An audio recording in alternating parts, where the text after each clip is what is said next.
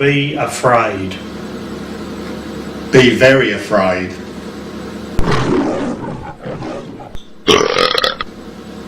Now there's a word that I don't understand, I hear it every day from my old man. It may be cockney rhyme and slang, it ain't in no school book. He says it every time that he gets mad, a regular caution is by old dad. Rub the old man up the wrong way, bet you love your lyrics say. YouTube cows and moocha, moocha. When the kids are swinging on the gate, moocha. When the paper boys half an hour late, moocha. When the pigeon. Hello and welcome to Blackmans Bay Studios. My name's Mick and this is my old mate Keith. I've got to say, no, just hold it there. I've just got to say, you're looking a bit grumpy, Mick. Well, we've got a lot of material, haven't we? Got a lot of stuff to be grumpy about, haven't we? Yeah, it's like visiting an old friend, isn't Oh, you know, this is the second Grumpy Old Men we've done. it? It is, yeah. But the first one we've done on our own. Yes, it is, yeah. You're a bit too difficult to get all the lads together these days. You know, they're far too busy to do some of this. But we felt there are issues, Mick, that we've just got to get off our chest. It's just a backlog of material, isn't there? Again, you know. Yeah. It's never ending, Keith, is it? No, really? that's right. And we've said before, I'm glad I'm grumpy. Oh, so I think it's something to be proud of. Yeah, I'm glad I'm grumpy. I'm not grumpy at the world.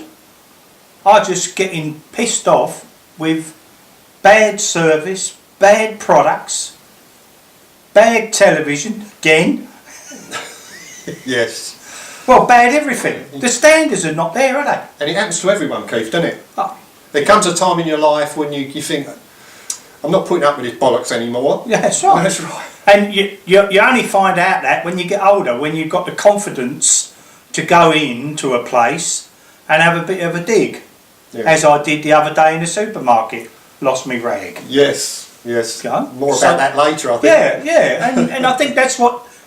But you need a certain age to be able to do that. Because if you're, no disrespect to 16, 17-year-olds, if they walk into a store and say this ain't good enough X, Y, Z, they might get a bit of sense out of them. But if somebody of our age goes in there, starts ranting and raving, they know all about it, don't they? Yeah, I mean, so we're not really whinging ponds, are we? No, we're Tasmanian Grumpy Old Men. That's right. We're grumpy, proud of being grumpy, and we're not going to put up with shit anymore. And anybody our age shouldn't have to put up with it anymore. You've earned good money, you pay good money, you expect to get good service, you expect everything to be top quality, and standards, don't care what anybody says, are falling. Yeah. And so, if there comes a time in your life when someone says to you, "Here, Grandad, you're a grumpy old man," you say, "Yes!" Something to be proud of. Well, we got a lot to get through, as you know. Just want to run something past you, Mick. What do these three items have in common? Just have a look at them, right? Have a look. What do they have in common, Mick?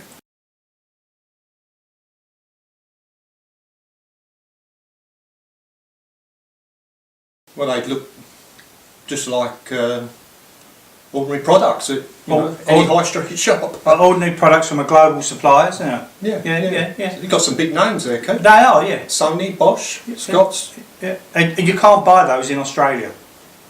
What? Yeah, you can't buy them in Australia. That Sony camera, looks like the ones we use, Keith. We do. It is almost identical, but it's what they call a CX330, and it's the last in the range of the affordable little handy cams. Yeah. We've got one a step down from that. There's that one, and then you go up to your $900, $1,000 range of cameras. That last one in the range, which is the next step up for us, you can't buy it. It's got a Wi-Fi capability where your pictures can get sent straight to Wi-Fi from your shoot to your laptop. Really? Yeah. Oh yeah, can't buy it. Why do you reckon that is? I don't. Well, I To force you to buy the $900 one. naturally, I wrote to Sony globally. Wrote to Sony, and they just came back and said this is not available in your country. Saying now there's a Bosch pin nailer there. See the Bosch pin nailer? Yeah. I thought I love Bosch products. Bosch, I've got Bosch stuff. I've got So have I, yeah. yeah, all that stuff. And I've got some pin nailers, but I wanted a micro pin nailer because I'm going to do some furniture, as you know. Yeah. It's a very, very fine head that fires very, very small nails into mouldings and things like that. Yeah. So I went up there, I said, can I have one of those please? No. Why not? Don't sell them. Is there any in Tasmania? No, there's none in Australia, mate. They don't sell them. Got on to Bosch. That is the only model they do not sell in Australia. Now you tell me why. I can't, Keith. I don't understand. Same with that lawn spreader thing. Yeah, I've seen them about. No, you've seen one similar. Oh. You've seen one similar. So what's that one? That one is a little bit bigger, but it also got a sprinkler guard. So if you're going down your edge of your lawn, the stuff doesn't spread out. You know, it's got a little spreader on it. Yeah, well, it's got a little guard there, and you can do it left or right-handed, so that it will only shoot out one way while you're doing your edge. I can see why you wanted that one there. Yeah. Now, are they not available in Australia? That's a pretty big company as well in Australia, isn't it? Yeah. It's ridiculous. It's a really, really big garden products supplier, isn't it? Of course they are. Cannot buy them in Australia. That's just an example. That is just an example of a myriad of stuff that we can't get. We're even worse off in Tasmania because some stuff is available on the mainland, but not available here. Yeah. Yes, it's we're getting on to the Australia tax now, aren't we? Well, that's right. That's right. I'm not sure if anybody. Well, explain the Australia tax, Mick. I think you probably got it. Well, when you live in Australia, it's given people a great reason to sell their products at grossly inflated prices because there's this perception that Australia is a long way from everywhere, which it is technically, but in this modern world it's not. A big example of that would be IKEA, of course, one of the biggest rip-off merchants in Australia, where Current Affairs programme compared their prices, and prices in America and Europe were half the price of Australia. When confronted about it, IKEA said that it's because of the isolation of Australia, but a lot of the furniture products in particular, are made in Thailand, which is just up the road from us, isn't it? Which is closer. And then by some miracle, within 2 weeks of that programme going out, IKEA cut 600 prices in their store. 600. Now, is that price gouging or what? Well, it is. There's another quite a good example. KitchenAid food mixers. You know these mixers that are used by all your top chefs. All the lovely colours. All the lovely colours. You can buy them in Australia, of course. Do you know how much they are in America? No. You can get them from around about 180 to 220 US dollars. Right. How much you reckon in Australia? I don't know, I wouldn't know the price of them things. $700 to $800. Yeah, there it is again, that Australia tax. It's an Australia tax, and the reason for that is they've done a deal in Australia to have one sole supplier for the whole of the country. Yeah. And that person dictates the price and puts the price up and price gouges because they're the only ones you can buy from. Yes. The problem in Australia is that for a large country, it's a relatively small population. So you get these... Well, 20 million, it's not that small now. It's not that small. It is over a big space, Keith, isn't it? You know, it's... and of course, people have got these agreements where they're an exclusive agreement, so they can charge what they like, and they do. The classic one was Adobe. You know, Adobe Creative Suite, which is a suite of software for manipulating photographs, videos, stuff like that. When they now, because they do it all over the net, you know, via the net, you download it. But they used to sell a box product. Yeah. To buy that box product in Australia, it was cheaper, and a bloke did this. He got on a plane, he flew to Los Angeles, bought the software over there, flew back to Sydney, cheaper than what he could buy in his local. Yeah. That's wrong, isn't it? It is wrong, and that's a problem we've got in Australia, and it's an ongoing problem. And it's not until you live here, because there's a perception, say in Britain, where it's lovely and cheap in Australia, but it's not. It's very expensive. That's right. And that same software today, if you go online to buy that software in America, you pay one price.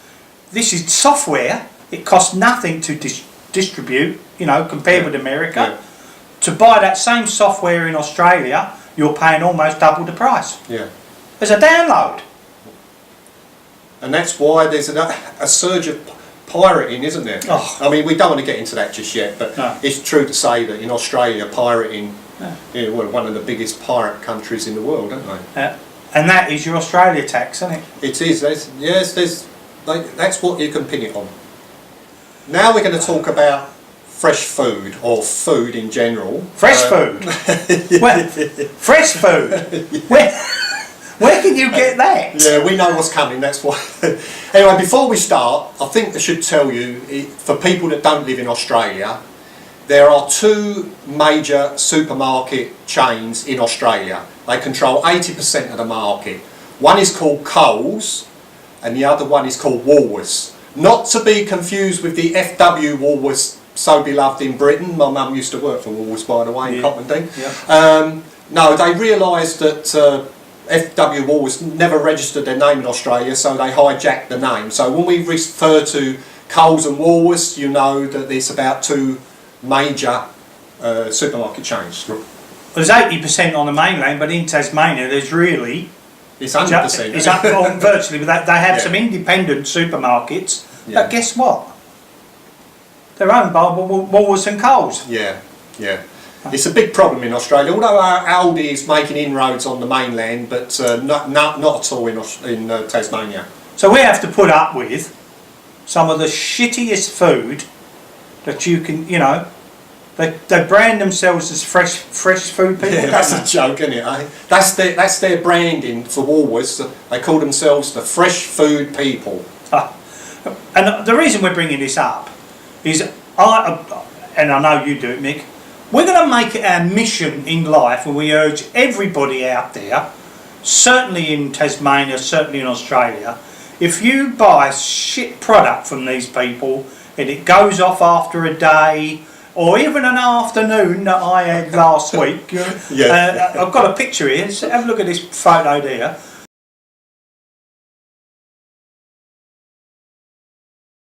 My wife bought that on Friday afternoon. We opened it up for tea. An hour later, look at it. That's Look at it. I mean, that is incredible. So I took it straight back to the shop. Straight, and you've got it. And it caused the scene. I admit. I got a little bit out of me pram. I admit. Was this the fresh food people, Keith? That is the fresh food people. Yeah, the fresh food people. And it needs to be done. Yeah. You know, we need to get proactive. And we need to take all these little bits of crap back. Whether it's, you know, how many times have you bought potatoes, Mick? And half of them are black. Yeah. Many times. Yeah. I mean, bananas. How many bananas you throw away this week? 2 this week. Yeah. 2 out of 5. Just gone black. I know. Yeah. It go so quickly. Remember, Tasmania is the apple isle.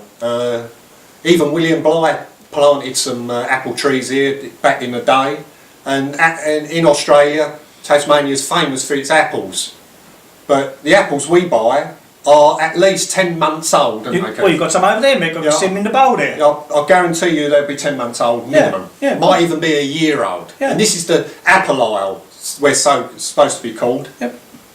So the message is, take the shit back to the shop, complain.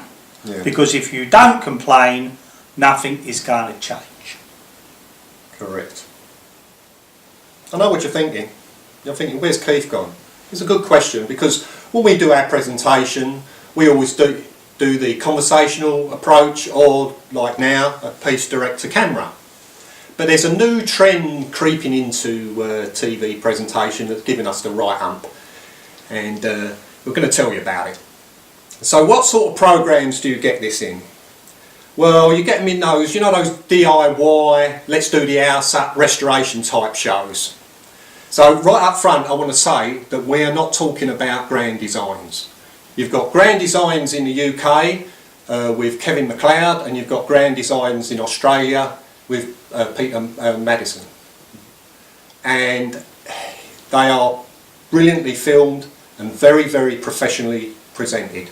In fact, me and Keith have said on several occasions that they're good enough to be Blackmans Bay Studios productions. Now anyway, so it's not Grand Designs. So the rest of the programmes, if we split them in half and say have Australian ones and British ones. So what do the Australians do? Well, what they like to do is just get a load of fuckwit attention seekers, homosexuals and dysfunctional couples, chuck them in a block of flats, get them to do a bit of DIY and generally do a voiceover, turn it into a game show, because that's what they like to do. So it's not Australian. No, we're talking about the British shows. So what do they do? Well, it seems to us that they go down to somewhere like Knightsbridge or Sloane Square, get hold of some plummy voiced posh bird, preferably named Lucinda or Annabelle, or they get some poncy looking geezer with architect's glasses on. And if you don't know what architect's glasses are, they're those glasses with the ultra super duper thin lenses, and the frames are made of wire, so it looks like they've got a couple of bits of glass balancing on their bridge of the nose. Or they go the other way and have big thick black frame Buddy Holly type glasses. So they get them and put them in front of the camera, and instead of doing a piece to the camera like I'm doing to you, they look over here like this. And they're talking to some mate, or I don't know, the sound recordist or something, because you know that there's no one there. So they're talking over here. Now, I drive my wife crackers, I do, because I'm looking at the telly and I go, here, who's he talking to? Oi, I'm over here, you fuckwit. So we've got a message for all those poncy, double mocha, latte drinking producers that think this is a great idea. Don't treat the viewer like an imbecile. And that right, Keith? It bloody is. Yeah, see? Exactly right. He ain't over Exactly there. right, no. He's over there. Yeah. But I bet you knew that. Well, I suppose what we really ought to talk about is your modern TV and film producers or directors. Well, the trendy ones? Oh yeah, you know, Yeah. you know, trendy ones. The way that they film everything, well, not everything, but stuff in the dark. I mean, put a fucking light on. You know, I mean, you watch something on the telly so you can watch it. You don't want to go out there with the brightness getting, you know, turning the brightness up, do you?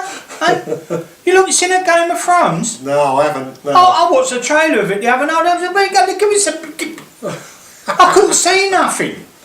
Well, that Wolf Hall got a lot of criticism for the first episode because it was lit by candles, Keith. Yeah, I mean, And people were going, what's going on? yeah. I mean, you've got these shows, TV shows that they think it's trendy to show it all out of focus. Out of focus? You know, I'll take my glasses off if I want to see it out of focus. Well, we stopped watching that CSI in Miami because whenever there was shot, the camera was always moving. It'd be side to side, or it'd be looking through glass, and you get all the squints of light coming through. So we stopped watching it. It was so irritating. Well, it either makes you feel so seasick or going to give you an epi, isn't it?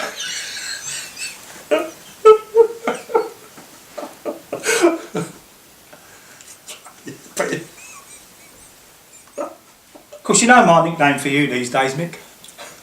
What? Jack Reacher. Oh yeah. Because you love a bit of social media, don't you? Oh yeah, great. Yeah, I love it. I do. You know, Yeah. you just absolutely love it. Just have a look at this example. Tell me what you think of this.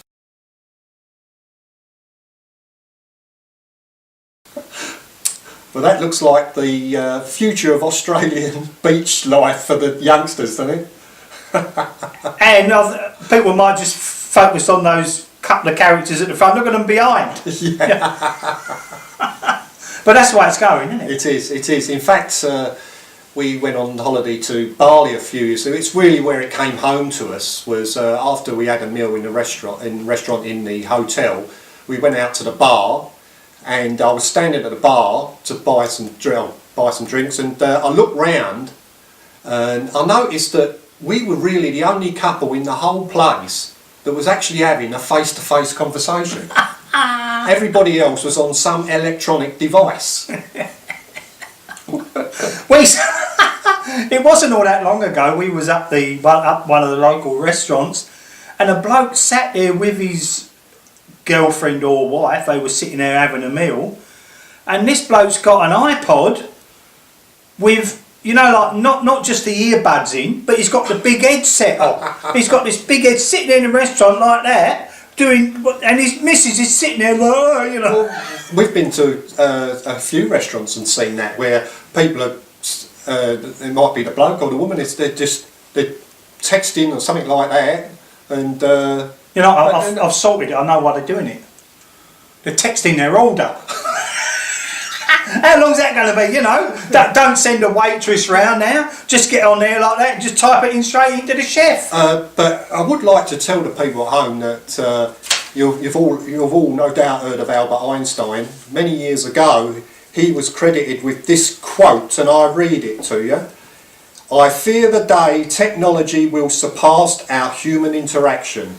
The world will have a generation of idiots." Now, I'm not saying for a moment that we're there yet, but you can see the progression, and you can see the way it's going. Oh yeah. And every day, yeah. I mean, I love a bit of technology myself. I know you do. You know that. I mean, I love a gadget. I love a bit of technology, but every day. And I look on the net every morning and stuff like that. There's a new app out to enhance your life. Yeah. There's a myriad nowadays. You can't buy a watch now unless it's got a fucking pacemaker attached to it, can you?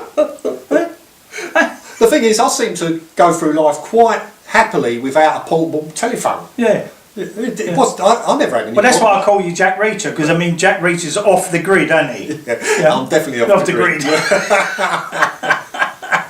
And let's talk to me, Mick. Another bit of a pet subject of yours: these sex tapes that seem to, these film stars seem to love, especially the women. Yeah, but it's got to be deliberate. That's the thing. It's all part of this social media where they've got to be the centre of attention all the time, and it's it's this attention seeking that I can't get my head round, and this want to be a celebrity for be it sleazy or for otherwise, and because remember that this social media is giving a platform to the most talentless people going. I mean, we make these films for our own enjoyment, don't we? We're not looking to gain out of it. But there's a lot of people out there who will do anything to get on television, in the news, anything at all. Yeah, I mean we are, we're really only amateurs at this. I mean, we're not a trendy production. Are you talking? Oh, sorry, I was being trendy then. Nice one. Yeah, we're only amateurs, but these people tend to. They've got all this stuff at their fingertips, and like these stars, it's all stage managed, isn't it? Yeah. All with their social media, mate, is planned. Oh yes, planned to the nth degree, isn't it? Yeah. Because it's all part of enhancing their image, brand, whatever you want to call it. I'm convinced that Madonna thing at the Brit Awards last week. Oh yeah. I'm convinced. She deliberately fell over. Oh yeah, yeah. Or somebody's yanked it, because you just don't do that, do you? 56-year-old woman dressed like that anyway. Something wrong, isn't there? There is. She's a wrong one. Yes. And she loves a bit of social media. Even her ex-husband said she was all gristle. Yes.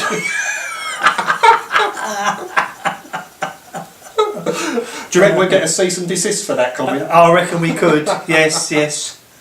Bring it on. Yeah, they'll be chasing us around Tinternet, I can tell you now. Yeah. Great. Oh, I look forward to it. we're now going to talk about one of our pet hates, aren't we, Keith? Just the one. We've had this. We've got this BN bonnet about packaging, and I suppose everybody has, but especially when you get older. And so we put together a little bit and the equipment stuff. You know, well, we've got a term for it, and you'll see that in a minute. So why don't we just have a roll the tape and see how we get on, eh, mate? Yeah. Watch this.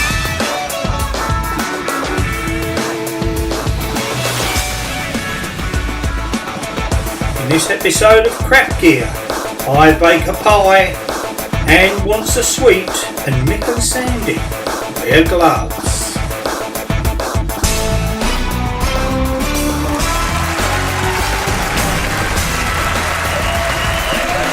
Welcome to Crap Gear. We're hoping that this is going to be the most popular segment in the world. That's right, yes.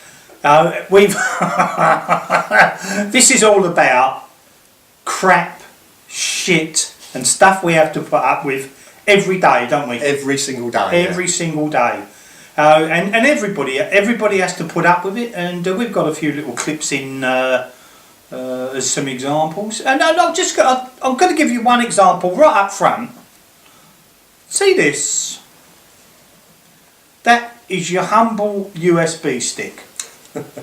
This causes me immense aggravation, Mick. Immense aggravation. Just got a little logo on the front there, isn't it? Yeah. See the little logo and the name and all that? That means absolutely fuck all. Right? Because when you pull them out and you go to plug them into your device or into the back of the telly, you always put it in the wrong way round. And you could get two devices, both with the logos, and both of them go differently. Your computer, one's up that way, one's back to front that way. Some of them you've got to put in round the back, and they're never the right way round. Who the fuck designed that? Well, there is a new design out, isn't there, where you can put it in either way, Keith? Yeah, but you've got to buy a new computer then, don't you? Huh? But, what person in their right mind would design that? Huh? God, it gives me the hump. So I'll just give you an example of this crap gear we have to put up with. Yeah. And I want to talk about rat rage now. Now, I'm not talking about that gangster rat bollocks with the deformed hands. We're talking about wrapping and packaging. And it's got its own Wikipedia page, believe me. And I'm going to read out the first sentence. It says, rat rage, also called package rage, is the common name for heightened levels of anger and frustration resulting from the inability to open hard to open packaging, particularly some heat sealed plastic blister packs and clamshells. This is on Wikipedia. Yeah. So it's well known. And also, because to prove that we just don't throw these programs together, we've done a bit of research, and it turns out that in the UK they did a survey in 1997, and they found that 67,000 people went to hospital with wrapping injuries. 67,000. That means that 65% they went to the GPs. So you're talking about 190,000 people was injured in 1 year. And all you read about is how many bloody sharks have got people, isn't it? Yeah. So you know about all this, people having their veins cut open and stuff like that. I mean, do you know what I'd like to see? I'd like to get some of these company CEOs of these biscuit companies or whatever it is, sit them down and say, right, now open your own fucking product.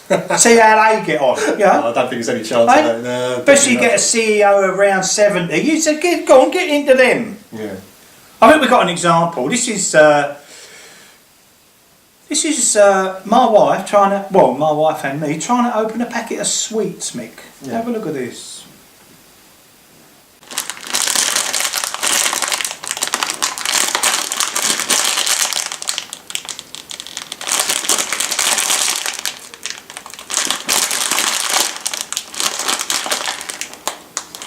Let me have a go. Right there. Right, see if I can open it. I mean, I'm giving that a good welly, right? I'm not. What's that? There's no way. I mean, that is ridiculous.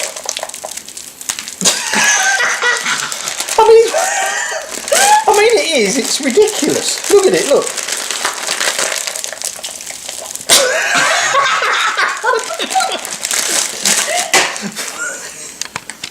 Right, Angle, and go have a go at tearing it and see if you can get a neat tear on it.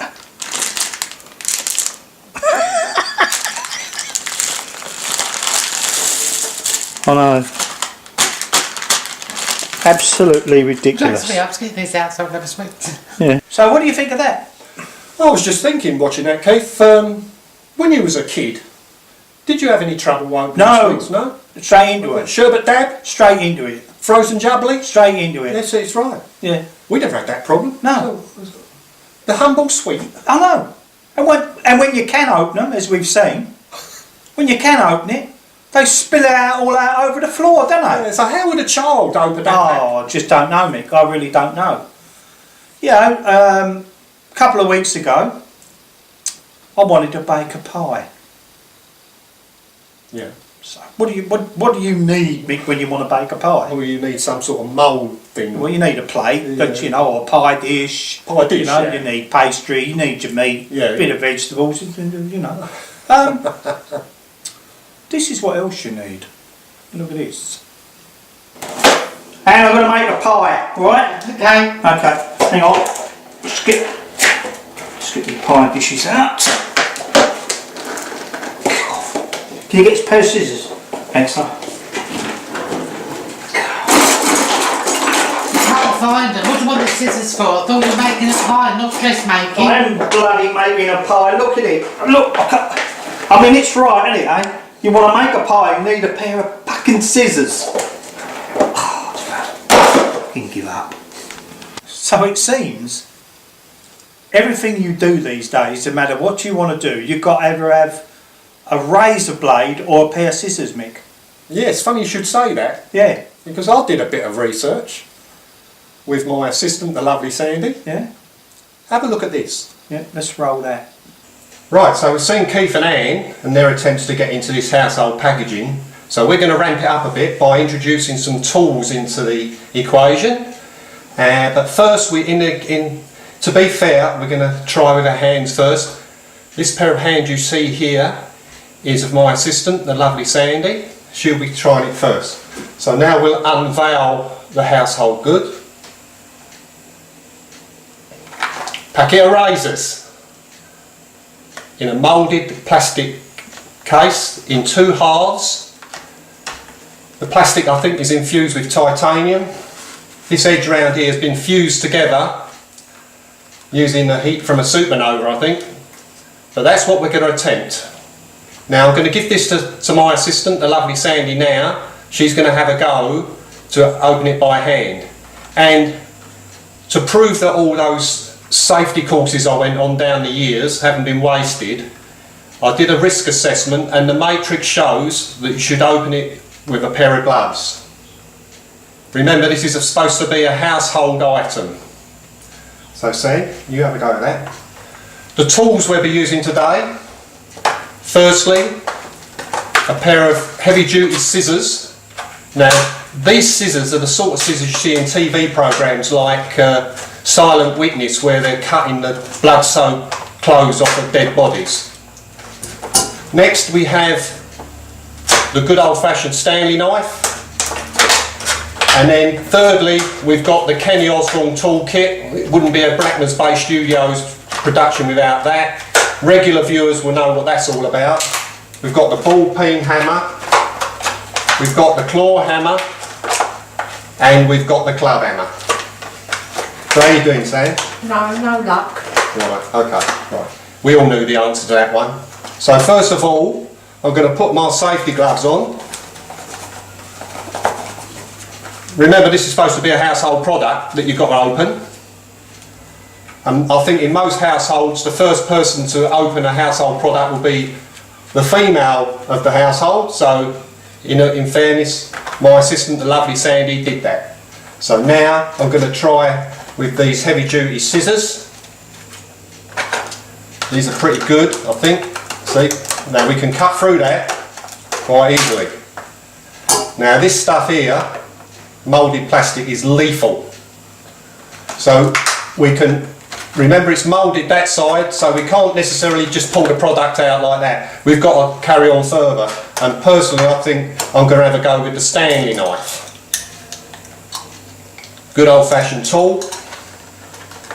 You cut down there.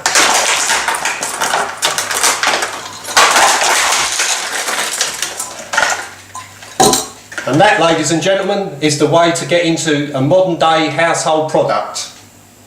And on that bombshell, it's back to the studio. I suppose one good thing about that, Mick, you did certainly attack the problem with health and safety in mind, didn't you? Yes, and don't you think that's a bit over the top, really? But we're talking about a household product here. Why should you need tools to enter a household product? Especially with 67,000 people injuring themselves. Well, you can see why, because and that material, those blister packs, it is absolutely lethal. It is. Make no mistake about that. I mean, you could get on board an aeroplane with one of them and quite easily use them as a box cutter, couldn't you? Good, it's a serious weapon. I think so. Yeah. I think potentially. So. Yeah. Very, very true. But it's product design as well. Product design shits me off. We've got an example here. Just have a look at this. This is my up in my workshop. Oh yeah. Just have a look at this. This is two products that I'm talking about now. Same company. Different product. Have a look at this. And now, tell you what. Try to take the battery out of there for me. Now, just imagine you was an old lady on your own.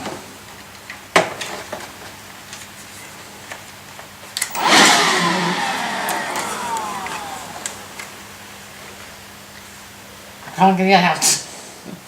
Now, I'm a bloke, and and let me tell you, even I have trouble trying to get it out. This is ridiculous, right? You've got to get it in the right place, like that, right?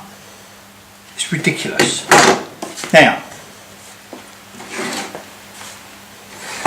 just try taking the battery out of the battery charger for me.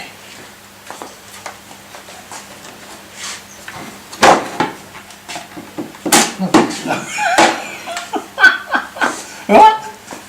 That wasn't easy, was it? Right? Actually, put it back. Go on. Go on. No, bottom first.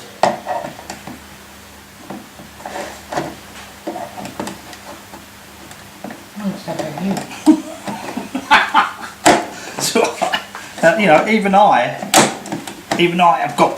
This is what even I've got trouble to get that back in there. Right? Now, take the battery out of that charger. You know, beautiful, right? Take the battery out of that drill. There's a button there. Right? These are both Bosch products, but they look like they've been designed by somebody completely different. So somebody at that company, well, is it two completely different people have designed those batteries and battery chargers? Yeah, and we're talking Bosch here, aren't we? Yeah. We're talking about one of the world's. I've got loads of Bosch tools, but it don't seem nowadays you can't buy a tool without a battery, can you? No, those green tools I've got there, they're beautiful. One's a snipper and the other one's a blower. Absolutely beautiful to use.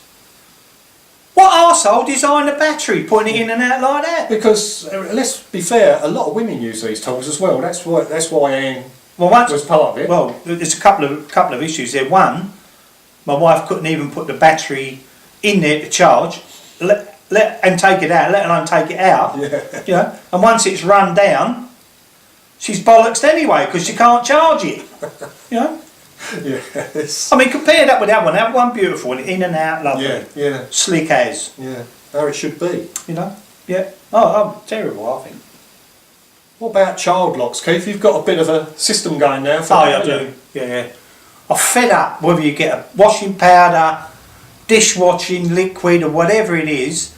You go to open it, but sometimes you're out there and you might have your hands wet. Trying to get hold of it, and you can't get in. You've got to press it, and, you know, give it all of that. I've got a method now. Yeah. I'll get the cap off once, up my shed. I'll get the razor, a nice Stanley knife. It's got two little notches in there, two little angled notches in there. Yeah. I cut them off. End of problem. When you was a kid, Keith, did you eat washing up No. powder or anything at all like that? No, of course I didn't. I don't know anyone that did that. No. But they've still got child locks on, haven't they? Yeah, of course, yeah. Because it's trying to cover their arse, but who's suffering? Yeah. Us. Yeah. Certainly the older people. Yeah. Because you can't get into the poxy thing, You get a can little you? bit of osteoarthritis in your hands, you know all about it, Yeah. don't you? You go and get headache, right? You get headache, and you go in your pill cupboard and try and open a bottle of bloody Nurofen or something like that, and you open it, go click, click, click, click, click, click. It'd give you a headache opening a product, wouldn't it? Yeah. Opening a pill bottle. Good. It don't. Oh, It's don't- good we don't can get laugh me- about it, isn't it? Don't get me started Yeah, on, I know, on, calm you down, know, calm down. child stuff, you know. I mean, we ain't even touched on your vacuum packed, you know, jam jars and everything like that, and That's pickled right. onions, have we? That's hard enough, isn't it? Yeah. Like I said, you should get these CEOs down and sit them down there and tell them to friggin' open them. Well, that was a bit short and sweet, Mick. That's good. You know, I reckon we'll to do this again, don't you? Yes. I hope you enjoyed it, and we've got plenty of material, that's for sure. Well, that's right. I mean, we've obviously purposely designed the crap gear logo, didn't we? Yeah, of course we did. Yeah. Yeah. I mean, that's. More cease and desist. Oh no, yeah, yeah. Somebody will copy it. Yeah. Somebody will try and copy it. Yeah. Anyway, look, thanks for watching that very first episode of Crap Gear, and hopefully we'll see you in the near future with it. Thank you. Bye. Well, that's about it, Keith, and there's something else I want to do. Yes. We've known each other a long time, haven't we, Keith? We have. We laugh at the same things, don't we? Generally, we do. We do. We get on well, don't we? Yeah. Well, I can tell you that not everything is rosy in the garden. In Blackmans Bay Studios, it ain't. That's right, and that's because we had a bit of an argument a few weeks ago, and what made it worse was that Keith recruited his wife Anne and my wife Sandy, so I had the three of them on at me, and we're going to throw it out to the general public. I'm looking for a bit of backup here, that's the truth of it. Yeah, the problem is, Mick, you're wrong. You're wrong. So there was two things, and it's about social correctness. Yes. Okay, now I've got a little bag of goodies here. Now the first thing we argued about concerned the humble toilet roll. Okay, so the argument was, do you put it that way round, or do you put it on that way round, if you imagine this is the wall.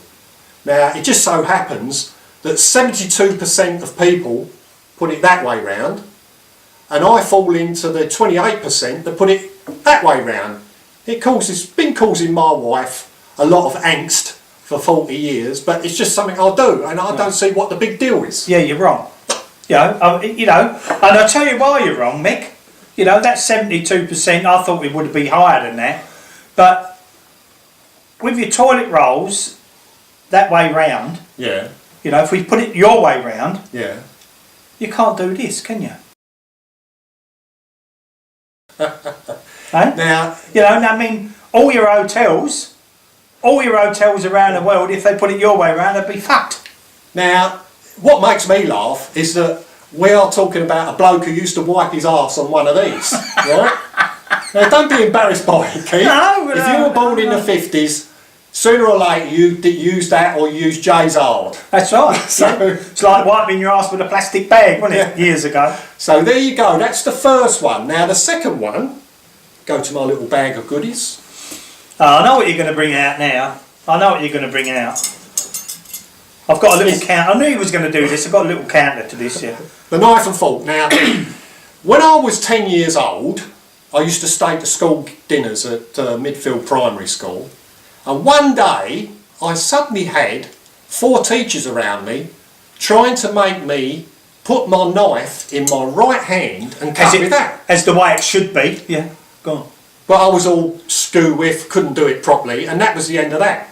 Now, the strange thing is that I've got 3 sisters. One of them eats left-handed, or supposedly left-handed. No, cack-handed, yeah. Cack-handed, and my brother eats cack-handed. My dad, who was left-handed, ate right-handed. And it's never been an issue in the family.